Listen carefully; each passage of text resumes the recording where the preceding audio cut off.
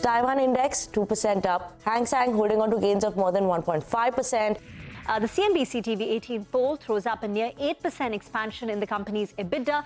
But as I prepare to leave office, our friends are strong, our enemies are weak. 20 is conquered now, and 40 is in sight. So 23,347 is the first resistance. Post-COVID, rural had slowed down for obvious reasons.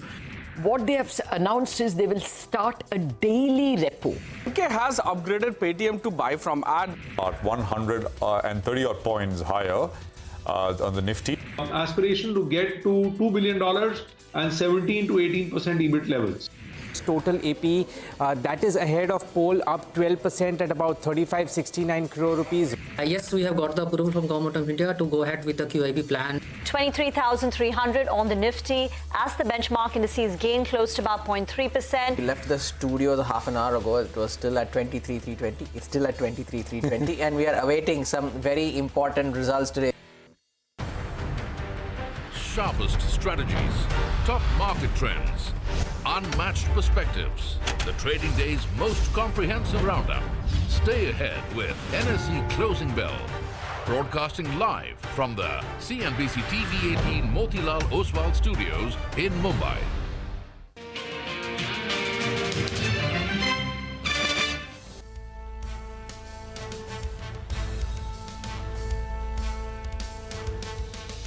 And the Nifty is still at 23,300. It's been that kind of a day. We had a gap up opening. We slipped about 100 points from the top early on.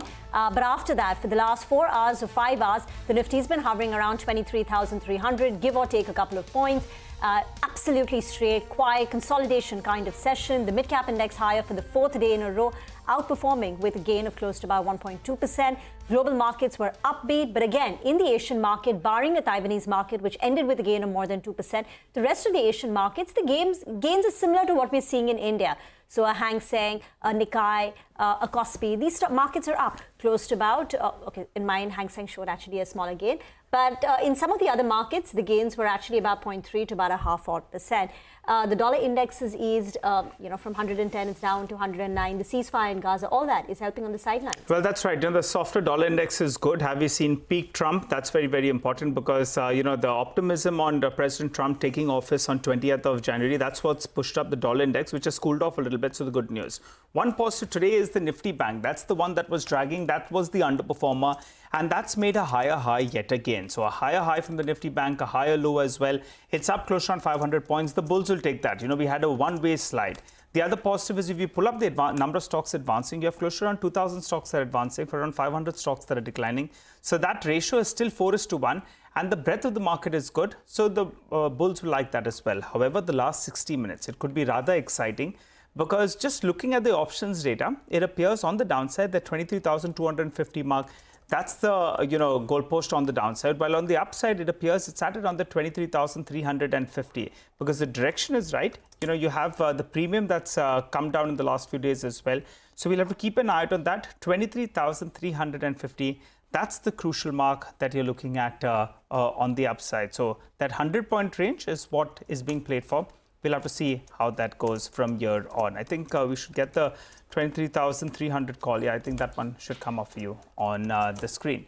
Well, how do you position yourself, though, in the final hour of trade? Mitesh Thakkar is back with us. Mitesh, fill us in with what's the strategy? It's been an okay session. 80-point gain, Nifty Bank up 500 points.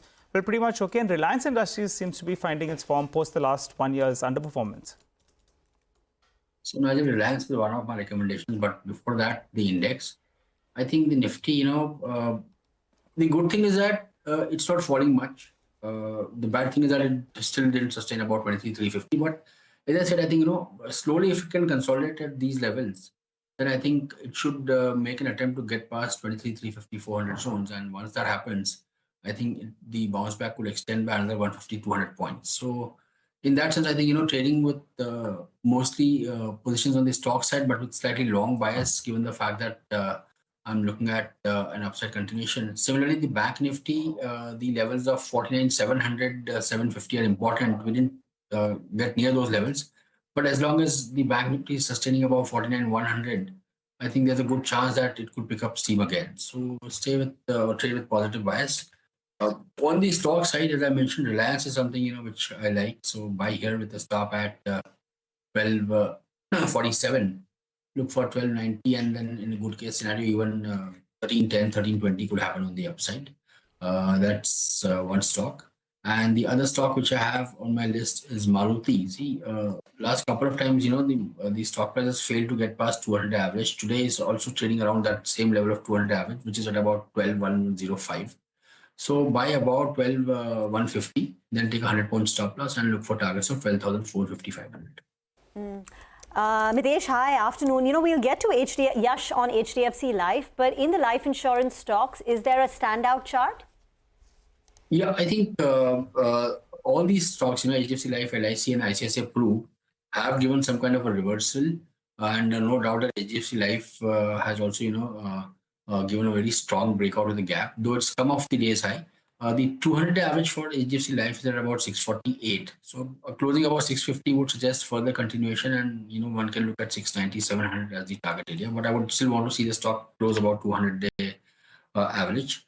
The other stock is ICICI Prudential Life Insurance. I think that's also showing signs of bottoming out. Now, this stock needs to sustain above levels of 644, 643. And if it can do that, then I think the first target is 675. Okay, afternoon guys. Looking good, right? I mean, 80, 85 points higher. And market breadth, by the way, is super strong. Some 2,000 stocks are up, and you got about 600 stocks which are lower. So broader market actually outperforming what large caps are doing at this point in time. So, but one of the stocks, Mitesh, thank you very much for that. We'll come back to you for the BDST calls a little later.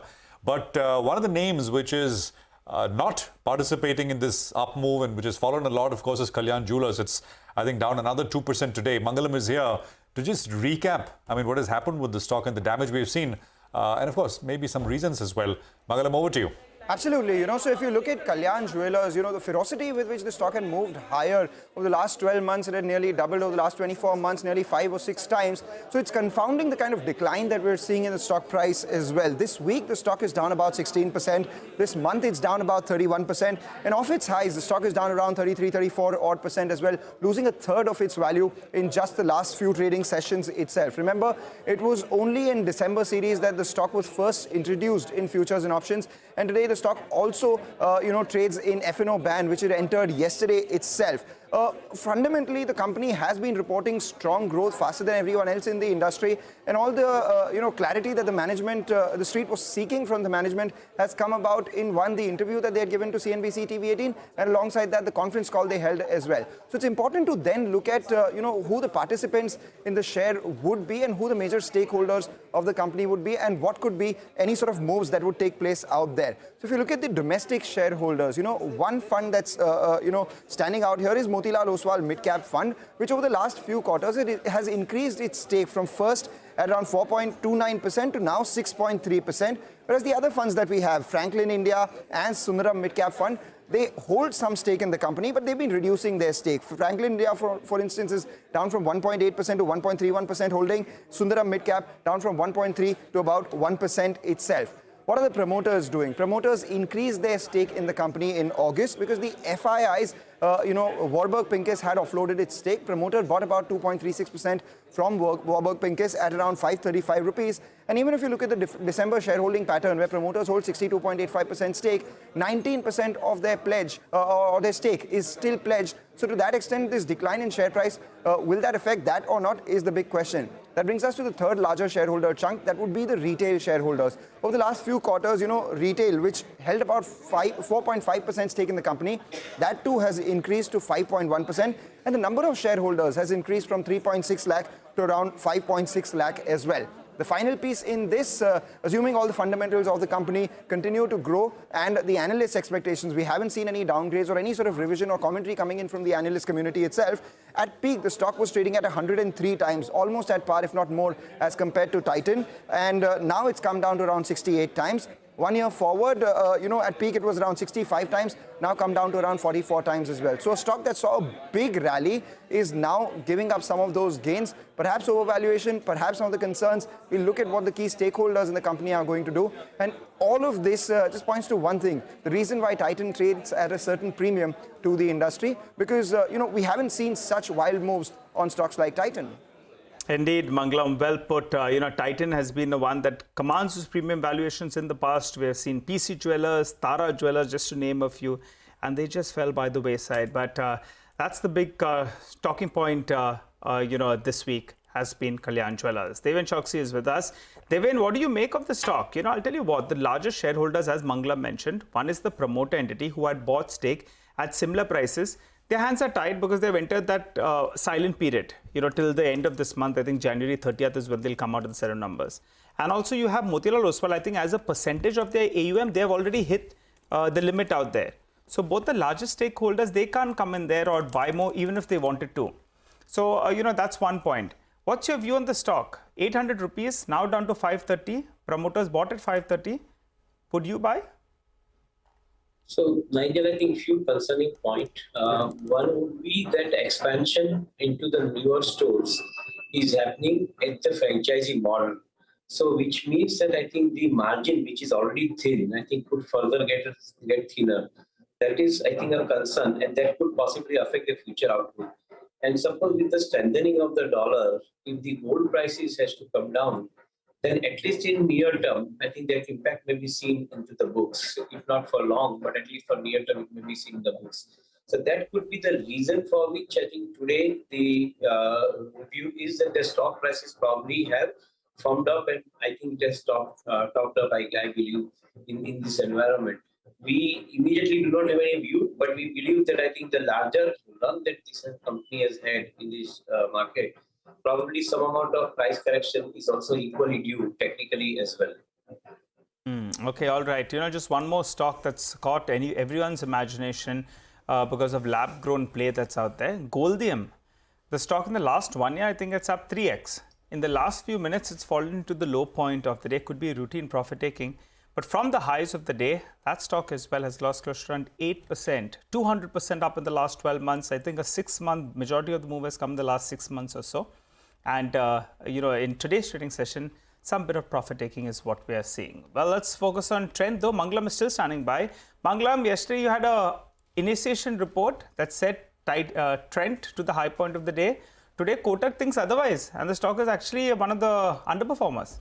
Difference of opinion is what the market is made of, right? Yesterday, Elara believed that maybe the company would continue to compound at higher levels, with Zudio holding on to its moat and Westside playing a supporting role, whereas, Kotak believes the exact opposite, saying that maybe there could be some cannibalization for Zudio and Westside isn't growing as fast as they expected it to be. The stock already has corrected about 26% from highs. It's, rallied about 96% in the last 12 months, despite the correction that we're talking about.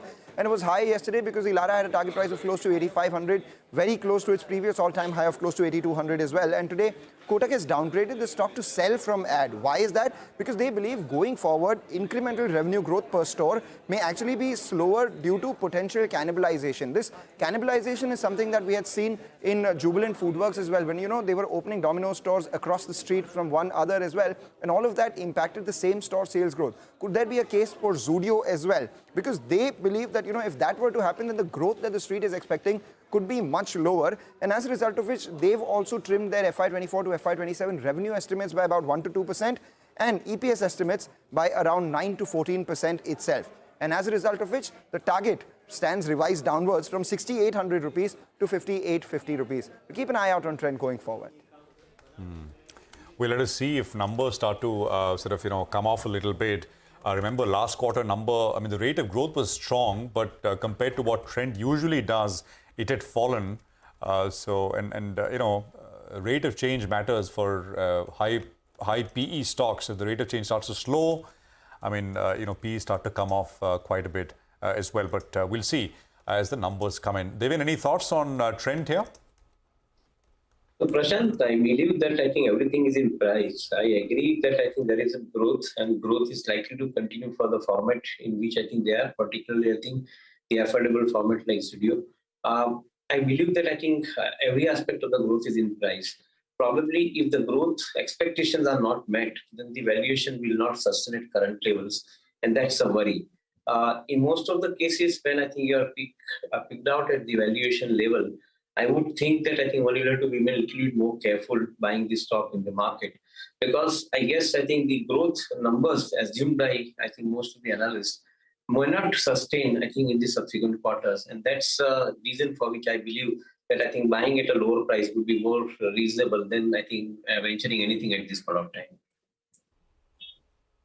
Okay. That's the view coming in on trend. Let's get to the big mover of the day, and that's HDFC Life. The stock is up close to about 10%. Yash is joining in with the earnings fine print.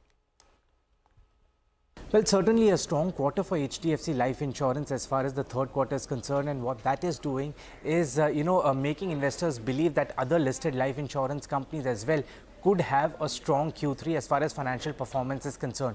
To be specific about the numbers for HDFC Life Insurance, except for new business premium, which saw a slight miss in terms of street estimates, all other parameters, total APE, retail APE, value of new business as well as margins were much ahead of street estimates in terms of specific numbers. For new business premium, despite that slight miss, it grew at about 11% to come in at about 7,900 crore rupees. Total APE grew at 12% at about 3569 crore rupees. Retail AP again saw a growth of about 12%. Value of new business grew at about 9%. The number there was about 930 crore rupees. In terms of margins, the street was estimating a higher compression to come in as far as margins are concerned, but the company could restrict it to a much lower number. The margin saw a compression of about 74 basis points to come in at about 20.06% versus 26.8% on a year-on-year basis. The management has maintained its guidance for the year in terms of 18 to 20% of APE growth and more than 15% of VNB growth. What also helped the stock price today is valuations. The stock had corrected significantly in the last 3 months as well as in the last 1 month. HDFC Life was down about 19% in the last 3 months and about 8% in the last 1 month. Also, what is helping the stock price today? In terms of brokerage notes, HSBC and Jefferies both have a buy call on the stock with a target price of 750 rupees per share. CLSA has an outperform call on HDFC Life. They've trimmed their target price to about 690 rupees per share. Thank you very much for that. Well explained. Devin, do you own HDFC Life or any of the life insurance companies? Yes, I think we have been liking the underlying strength of the insurance businesses, and probably I think though in last 6 months or so, they have had the challenging time with the repricing of some of their products and repositioning of some of their products in the markets. I believe that they have successfully overcome that challenge. I think when you look at the third quarter number, particularly for HDFC Life, the second quarter versus third quarter numbers, I think definitely suggests that I think the product portfolio and the pricing of the products, I think, has basically worked well for them. It is also getting reflected into part of the margin improvement on a sequential basis. So, considering the fact that the fourth quarter is expected to probably produce faster and better rate of growth because of the last quarter of the year, I believe that I think the numbers would show up smartly in the fourth quarter. So certainly the stock on the embedded value to EBITDA is right now putting at a reasonable price. I don't think that it is premium as it used to be earlier. So certainly, I think that demands some amount of attention to adding to the portfolio. I agree that the upside will be slightly limited, but at the same time, I think the re-rating of the business, I think on the insurance side, is definitely on cards. Okay, thank you very much for that. We will slip into a very short break on that note. But here is some good news for all our viewers, because India's business news leader is now just a click away, introducing the all-new app. You can get instant access to breaking news, all the in-depth articles, financial world updates at your fingertips. So don't forget to download the CNBC TV18 app now from the Apple or the Google Play Store and just scan the QR code on your screen.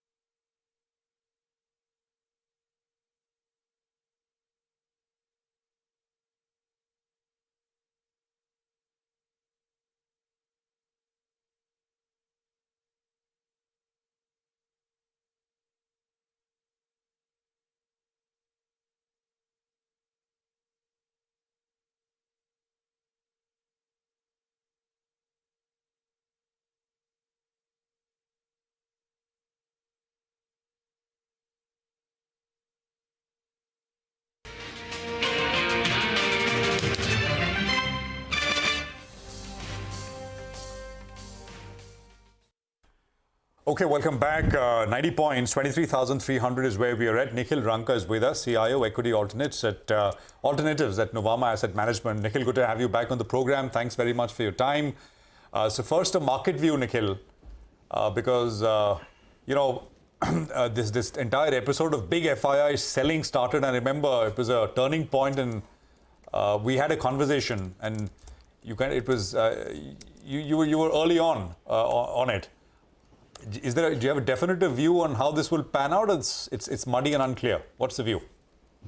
So good afternoon, Prashant, and thanks for having me on the show as always. If you remember, in the month of October when we had turned a bit cautious on the markets, from October onwards to now, we have seen close to $25 billion of selling in the Indian markets. And at that point of time, if somebody would have said that, we will see $25 billion of selling and markets would be down just 10-12%, we would be very happy with the outcome. Now, what has happened is, in October, the same thing had happened with Chinese markets, where FIs were significantly underweight that markets. And at the slightest positive news, there was a scurry to add on to positions in that market.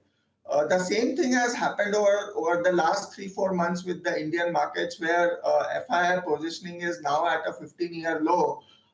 In terms of data points that we typically track, if you look at the FII positioning on index futures, they are now short to the tune of close to $2.5 billion. And another interesting data point is, after a long time, we are starting to see the GIFT Nifty trading at parity to Indian Nifty. So typically it used to trade at a discount of 20 to 30 points, which was indicative that there was shorting pressure from FIs.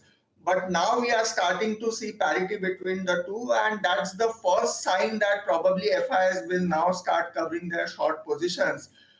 If and that happens, I think the up move can also be equally swift in the markets. The second point is, if you look at the earnings outlook, the rupee depreciation has given a natural cushion, I think, to the earnings downgrade cycle. Because if you look at IT and pharma sectors, it's a dollar P&L over there, which gets multiplied by eventually the rupee dollar rate to get at the final EPS outcome. The rupee depreciation of 3% and some bit of margin benefits because currency has depreciated by 2.5-3%. Would mean that there could be some upgrades in IT and pharma, and therefore our view is overall the risk of earnings downgrade from these levels for the markets is extremely low. Nikhil, hi, Rima here. But we've seen some wild moves in IT this time in the earnings season. TCS went up 5%, HCL Tech tanked 7-8%, perhaps more, and today LTTS. It's not that the numbers were completely out of whack compared to expectations. But we've seen some big moves. How do you position yourself on IT now? So, Rima, what has started to happen in IT now is more than the numbers, people are starting to watch out the commentary of the management. So in the specific instances that you have told, TCS earnings were weak, but management said that they are seeing first signs of discretionary spending coming back. In the case of LTTS also, they have very clearly said all the three verticals should start seeing some growth. And therefore, the reactions are more than numbers, a function of what the management outlook is. Wherever we are seeing that management commentary is extremely good for the next 2-3 quarters, in spite of numbers being subdued, we are seeing stocks reacting on the upside. My sense is IT should more be a consolidation band. One, because they have not corrected as much as the broader market has corrected. No doubt there is some cushion from the rupee depreciation that has happened. And therefore, to that extent, from an overall perspective, the view is that the upside could probably be restricted to single digit in most of the IT names. But on the downside also, I don't think that these stocks will, fall 10-20%. I think it's a trading band of plus 10 to minus 10 in IT stocks. That's the broad outlook that we have for IT. Okay, hi Nikhil, good afternoon and good to see you, Ben. What about the ones that are not for the faint-hearted? OMCs, it's all probability Q3 is going to look blockbuster. Though the prices are indicating nervousness still, and you have crude oil prices that have spiked up yet again. So how do you approach OMCs, and what about specialty chemicals? I recall there was this phase that everyone was jumping in, and then those stocks saw very, very sharp drawdowns, 20-30% on a couple of names as well. What's your view on both these two? So good afternoon, Nigel. So on OMC specifically, if you look at it, Nigel, the street has got concerned because crude oil prices have moved from $72 odd to $82. Now, if you look at the sanctions that have got imposed on Russia and some of the tankers, the total quantum of crude oil that is at risk from these sanctions is close to 2 million barrels per day. If you look at the OPEC spare capacity, that's sitting at close to 6 million barrels. So even in the worst case, if we assume that these 2 million barrels do not find alternative routes, because the last time also this thing had happened through some way or the other, this eventually hit the markets. Our OMCs also enjoy discounts as high as $10 to $12. But I am saying leave that apart. Even if this doesn't come into the markets, OPEC has enough spare capacity to pump 2 million barrels and stabilize the markets. And therefore, our base case is eventually the up move in crude will not sustain. Crude should head back down again.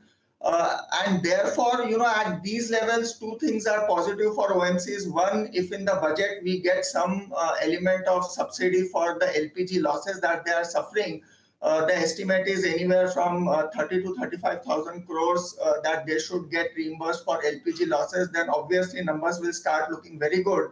And most of the OMC names are now trading at close to 4 to 5 times EV/EBITDA on an FY26 basis. So as and when we see crude starting to reverse, I think the up move can be equally swift in these counters.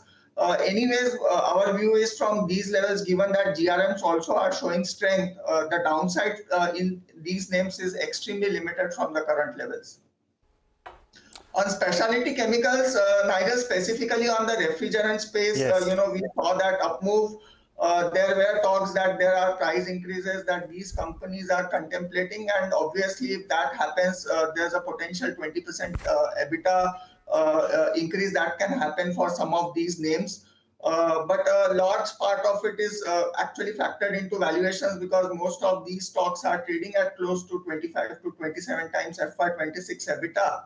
On the agrochemical space, we still feel that there is pressure on margins and the outlook there has not changed so significantly.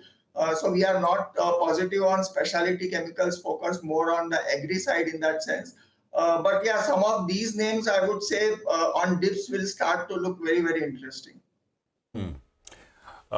Right. Nikhil, for those who are not constrained by sort of, running a portfolio, right, and who can and who are kind of more flexible in what they can do. Just as an approach this year, do you think it'll be it's one of those years where you're going to see lots of ups and downs and more trading kind of market, or you think or you think it the steady move higher and higher that will return at some point? What's your sense? So, Prashant, historically, if you have seen, Indian markets have delivered compounding in the range of 11 to 12%. And the maths for that is very, very simple. You have 6-7% of real GDP growth, 4-5% of inflation. So on a nominal basis, we've compounded our GDP at close to 11-12%, and that is the historical stage year of Indian markets. Last 4-5 years were exceptionally good for us. We have seen returns in the range of 18-19%. And so to that extent, we will have to temper our expectations that the market returns will again start looking more in the range of 10 to 12%. Having said that, our view is that 23,000 to 25,000 should be a near-term range for the markets over the next 6-7 months. And I think what everybody is looking for is what happens when Trump assumes office on 20th. If we do not see any ugly tariff wars in the first week of him assuming office, then obviously that will soothe a lot of nerves and markets can start to rally back again.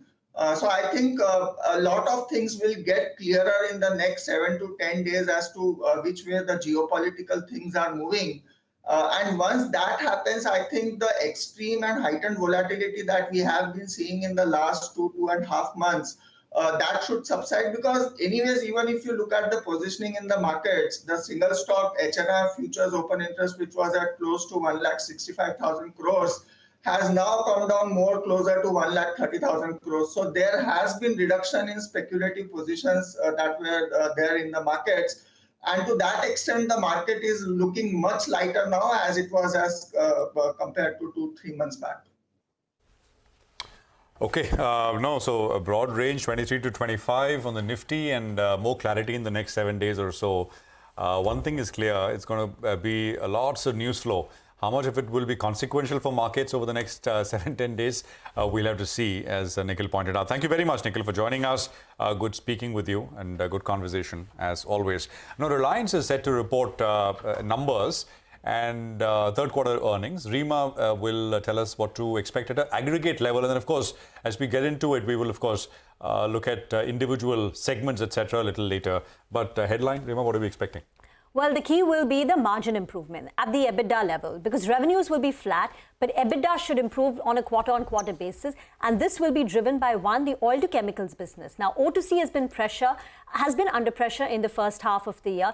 But in the current quarter, we've seen the Singapore GRMs inch up. So Singapore GRMs went up from $3.6 per barrel in Q2 to about $5 per barrel. So therefore, the refining margins for oil to chemicals should push up, and this will drive about a 10% increase in the oil to chemicals EBITDA. So that's going to be driver number one, that O2C, after 2 tough, challenging quarters, is now looking a lot better in Q3. Secondly, for telecom, it would be the second consecutive quarter.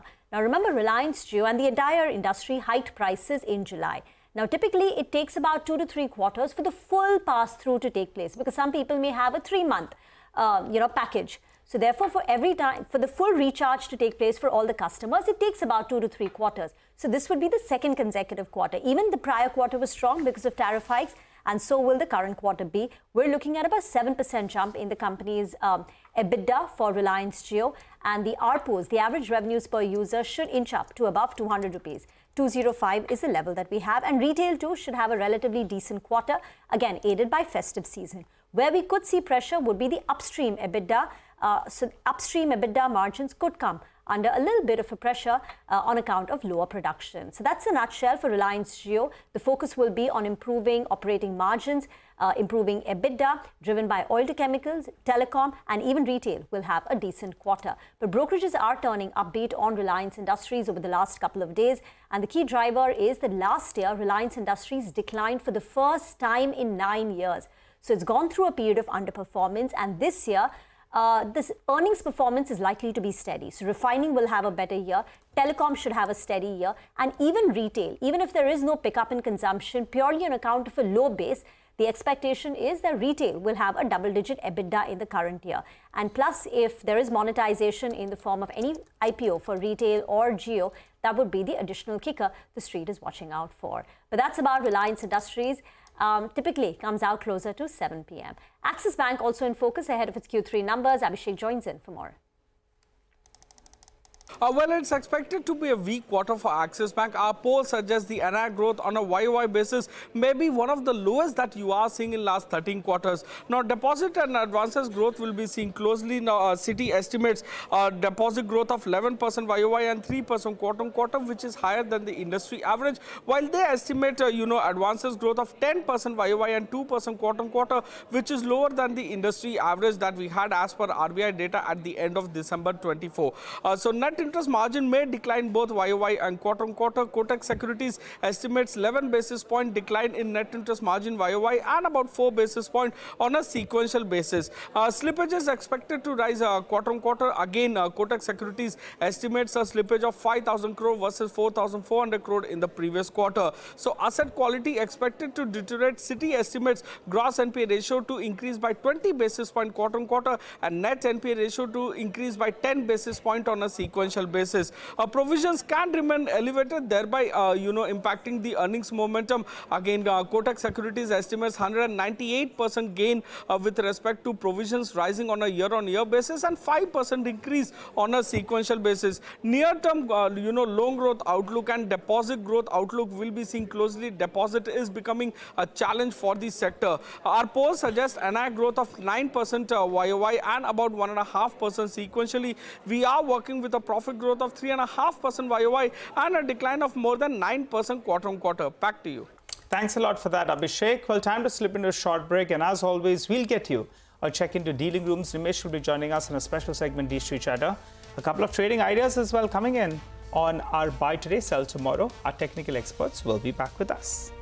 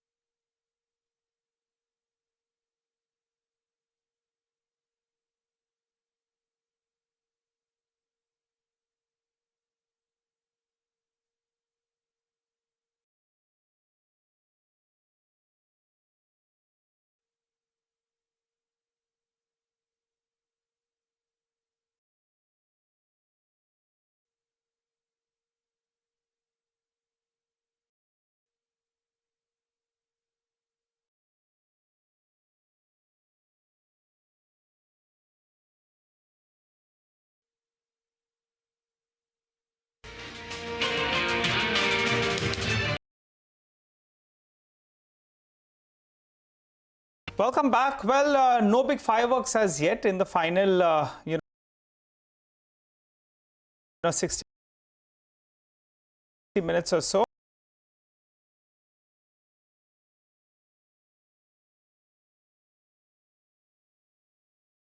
I'll tell you what, if, we saw what happened with TCS, may not be such a bad thing. A stock goes soft in performance, don't disappoint too much, may not be such a bad thing. But for the time being, the tech stocks have moved a little bit lower. As to tell us about what is picking up in D Street action. Nimesh, take it away. Hi, Nigel, on a strong day. At least we've held on to the early morning gains, and there is no selling or profit booking, so to speak, after the gap up. And again, the broader markets are outperforming, so that's a good sign. The mid-cap index is up 1%, but a lot of individual names are buzzing and are rallying in today's trade. So at least looks like the near-term upside momentum in the broader markets have resumed, and there is a bit of interest as well from retail and HNI category. So that's overall feedback from a flow perspective. On the institutional side, though, again, it's a mixed day, but flow seems to be slightly on the positive side now, especially in select large cap names. And within sectors is the financials, and within that the PSU banks have done well, and some bit of traction seems to be back in the metal names today. So a bit of buying there as well is what I understand. Technically, we are very close to that crucial support of 23,300. The feedback is if that gets taken out, you will see a further short-term, very fast rally on the Nifty and the Bank Nifty. So that's something which the bulls will like to defend. But three big results to watch out today. Infosys will react. Reliance will be a big number to watch out for, and of course Axis Bank as well. So a bit of position there. But I guess at least from a flow perspective, looks like some bit of selective buying in large cap as driven by larger institutions. Okay, Nimesh, and what about stocks? What have you picked up? So in terms of individual names, the first stock is Alchem Labs. Well, the stock has been consolidating. I understand there could be a corporate development very soon, a potential inorganic move is what I understand the company is looking for. And it's likely to be a domestic acquisition, but again, this is something to track in Alchem Labs. So that's the first name. The second stock is Godrej Properties. Across the real estate name, some bit of buying is back, and Godrej stands out largely because of very strong buy flows. Expect high delivery volumes. And after the recent correction, there is a bit of interest back in the real estate names, including Godrej, DLF, and others as well. The third stock is Nazara Tech. That stock reacted very sharply to the announcement of a board meeting on Monday. There is a board meet for fundraising via pref issue. I understand the existing shareholders are likely to invest, and that could potentially trigger an open offer as well in Nazara Tech. So that's something to track on Monday as to who gets into the preferential allotment. And the last is Sammaan Capital. Again, after a long time, some bit of interest is back. The stock is reacting today, good volumes as well. Again, for Sammaan Capital, the fundraising is lined up. I understand a leading long-only fund is an active buyer already in the market, and they may potentially, come into the fundraising as well. So looks like there is something on the cards as far as fundraising is concerned in Sammaan Capital. Nimesh, with Nazara, are the existing promoters looking to sort of play a smaller role? Because are these existing large shareholders which are looking to sort of increase their holding? Well, it looks like, Prashant, because if you look at the shareholding pattern, the promoter holding is very low at 9%. It's largely owned by institutions.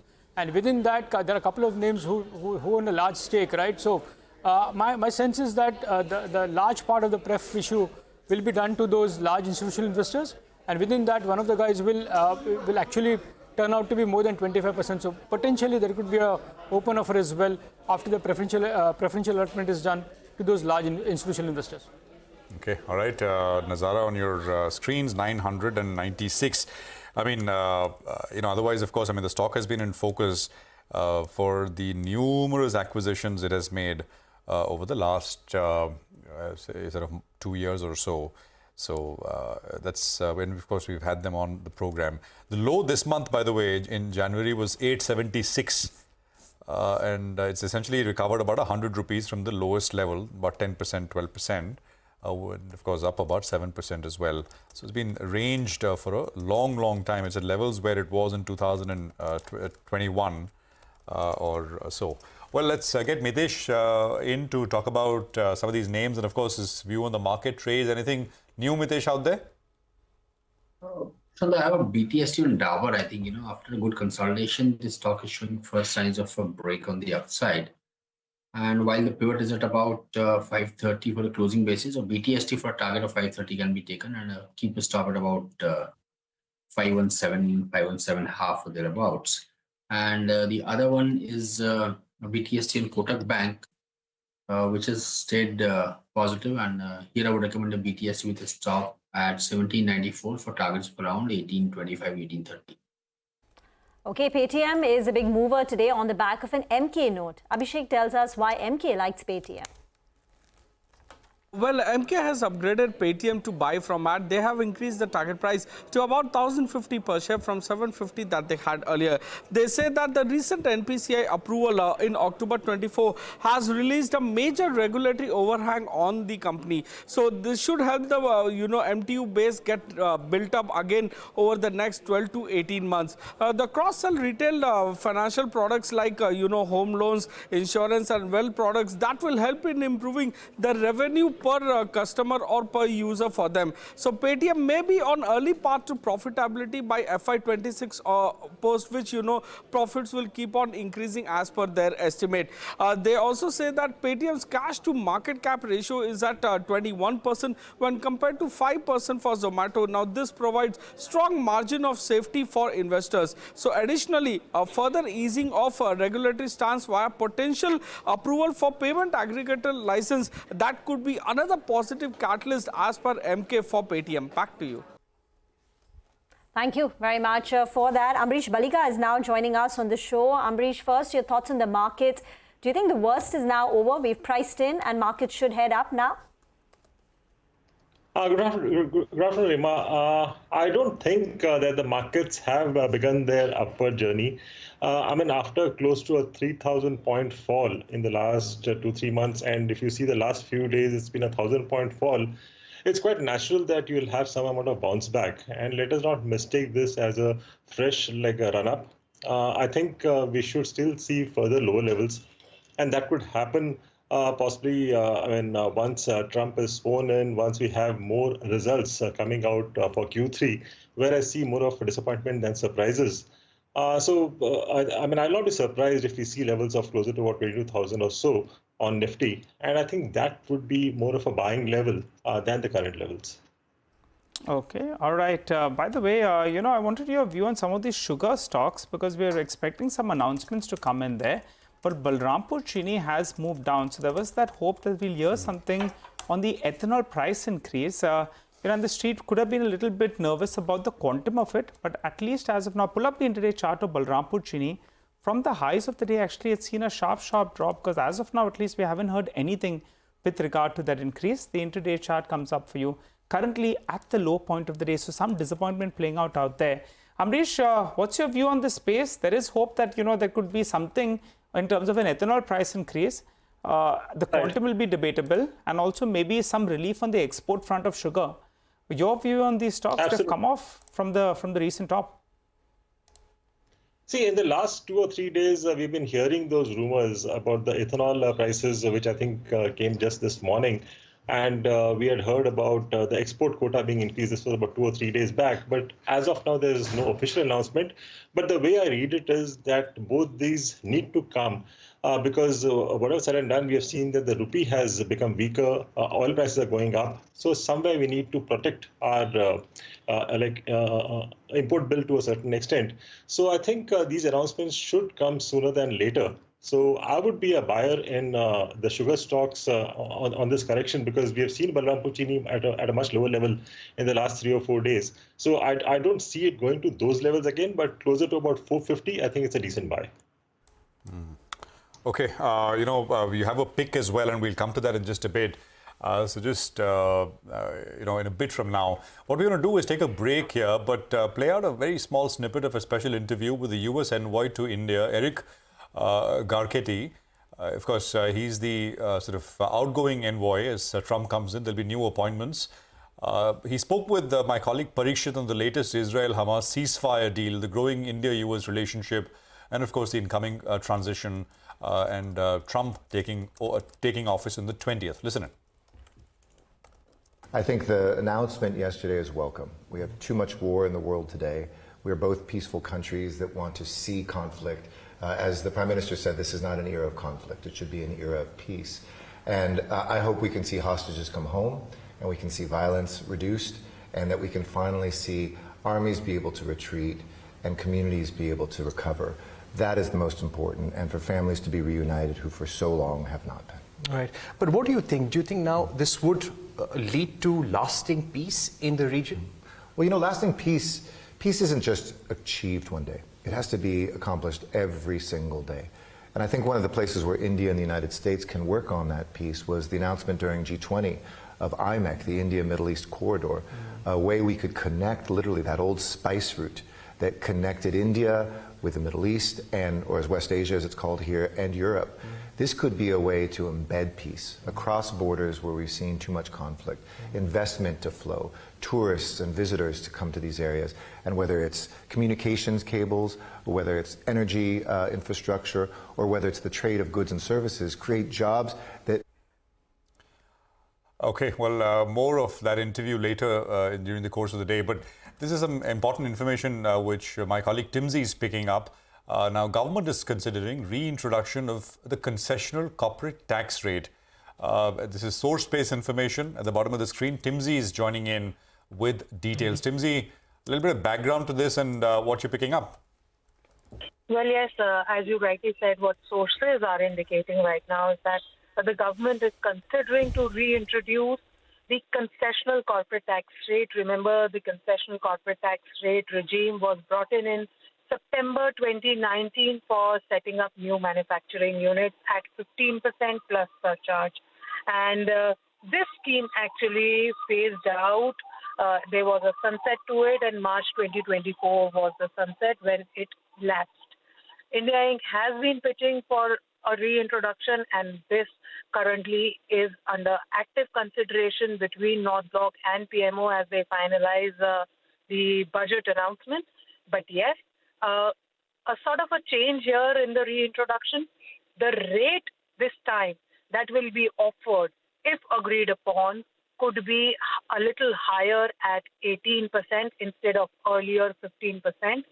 So the idea behind this reintroduction that the government is considering is that it feels that bringing back the concessional corporate tax rate scheme will help to promote Make in India, create more employment and enhance manufacturing, which is the need of the hour to kickstart the economy in the given current scenario.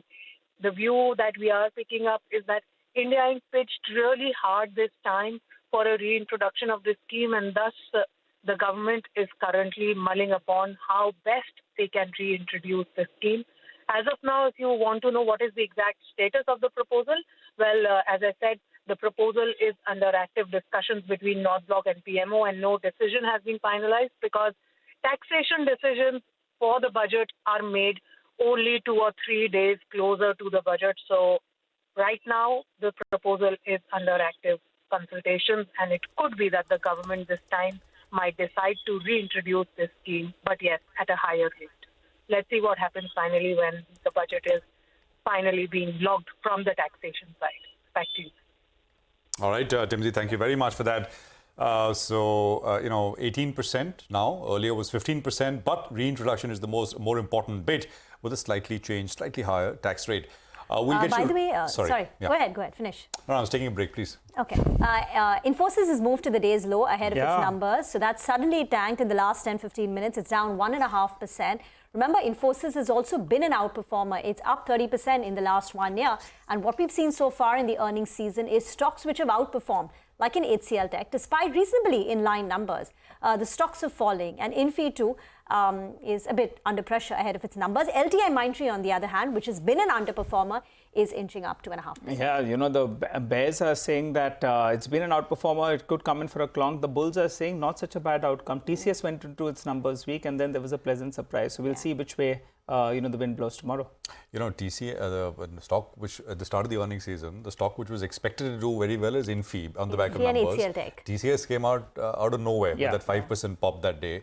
But generally, it's well advertised that numbers for Infosys should be better, at least amongst the large caps. So we'll see what actually happens. But this is, of course, pre-results trading, positioning, and all of that going on. So yeah, it's come off. We take a break. We are back. Ambrish is with us. There's 6 minutes to close, and we'll get you that stock which Ambrish has picked out for you as well on the other side in just a bit. Stay with us.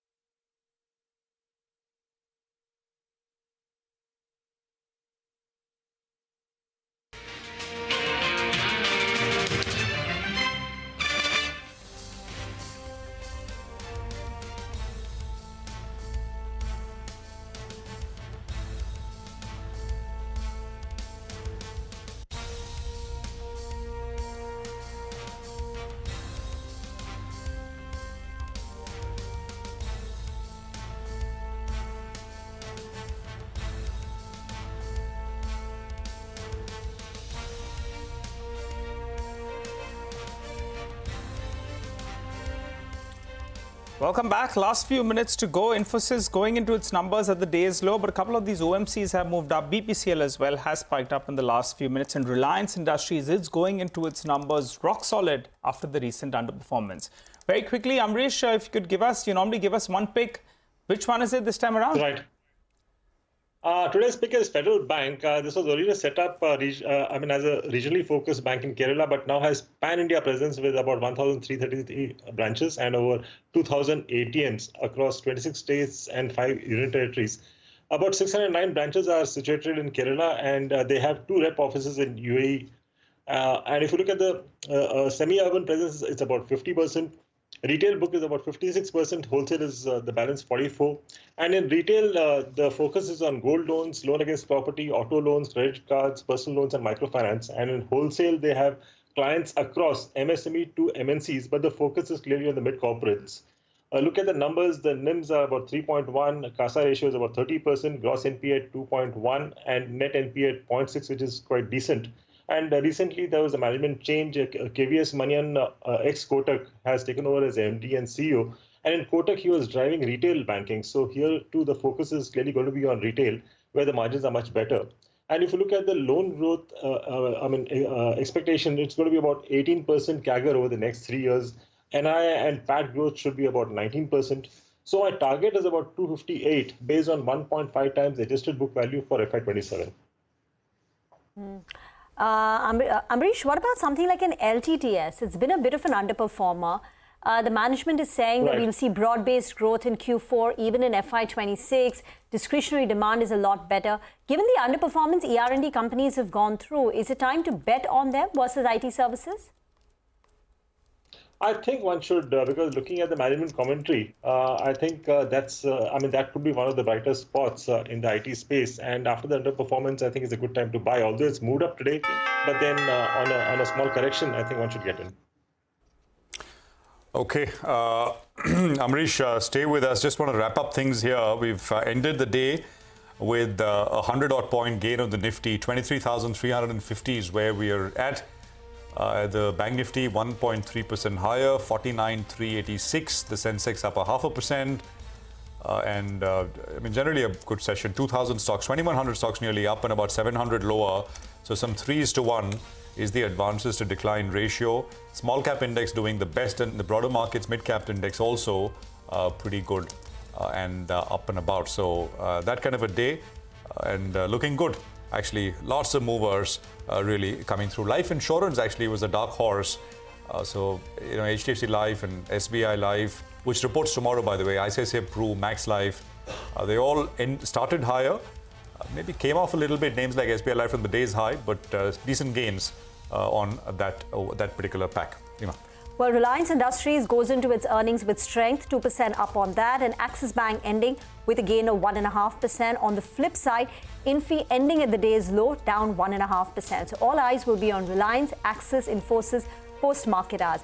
Other notable losers include large-cap IT names like HCL Tech, TCS, some of the consumption names like HUL, ITC down over 1%, and Trent was the biggest loser on the back of the Kotak downgrade.